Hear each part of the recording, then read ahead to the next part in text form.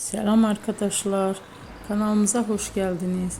Bugün yine sizler için sevilen oyuncularımız Can Yaman ve Demet Özdemir'den güzel sempatik fotolar hazırladık. Demet Özdemir Sana Bir Sır Vereceğim, Kurt Seyit Şura, Çilek Kokusu, Erkenci Kuş dizisinde rol almış. Herkes tarafından çok beğenilmişti. Biz de sizler için onların sempatik videolarını hazırladık. Bu muhteşem videoların devam etmesini istiyorsanız bol bol yorum yazıp ve bildirimi her zaman açık bırakın ki videolarımız ilk önce siz görün. Hoşça kalın arkadaşlar.